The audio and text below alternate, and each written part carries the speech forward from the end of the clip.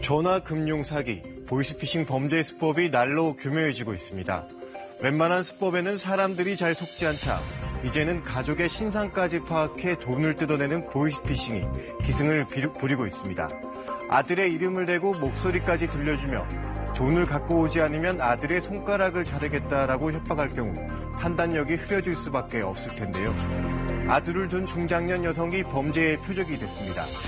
최근 대포통장 관련 법규가 강화되자 직접 피해자를 만나 돈을 받아가는 대범함도 보였습니다.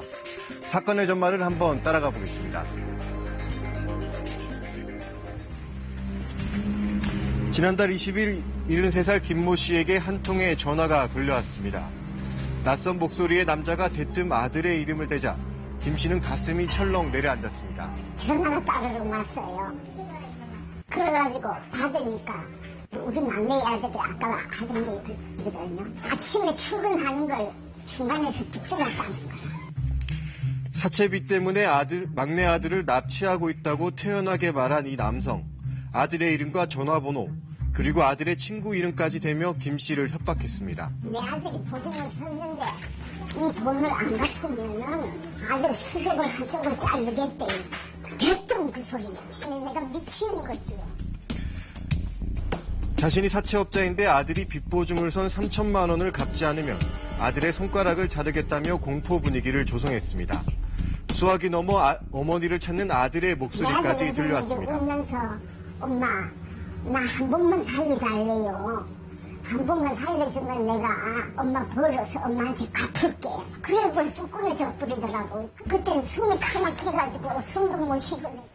김 씨가 아들이 납치됐다고 믿을 수밖에 없는 상황을 치밀하게 만든 겁니다. 3천만 원도 없고 그래서 그거 뭐 얼마인데요? 1,400밖에 안 된다. 이걸 갖고 내 아들을 돌려주든지 그래 해라 그랬지만 1,400만 내가 받을게요 그래. 부랴부랴 돈을 마련해 남자가 말한 약속 장소로 나갔지만 그의 모습은 보이지 않았습니다. 우리 아파트 그 앞에 섰으니까 1시간을 기다리도 안 나타나는 거예요. 왜 사람들이 아줌마 옆에 많네요. 그건 난 모르니까 내 아들만 돌려달라고 이제 이랬는데 저 저승저승을 오라 그래요.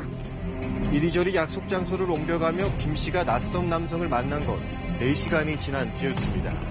모자와 마스크로 얼굴을 가린 남자는 김 씨를 보자마자 돈부터 요구했습니다. 내 아들 들고 와야 내가 돈을 줄 거 아니냐 그랬지만 한 3분만 있으면 온대요. 근데 지는 바빠서 가야 되니까 빨리 돈 날. 의심이 들만도 했지만 남자의 재촉에 돈을 건네준 김 씨. 하지만 아무리 기다려도 아들은 나타나지 않았습니다. 그제서야 아들과 휴대전화가 연결됐는데 납치됐다던 아들의 목소리가 들렸습니다. 아들이 전화 받아가지고 하는 소리가 엄마 뭔 소리를 하냐고 나이에 처음 들고 이랬는데 말로만 듣던 보이스피싱에 당한 겁니다. 이틀 후 천안에 사는 55살 여성에게도 비슷한 전화가 걸려왔습니다. 안 갚아갖고 우리 아들을 붙잡아왔다고 그러면서 장기라도 팔아가지고 그걸 돈을 빼야 되겠다는 거예요.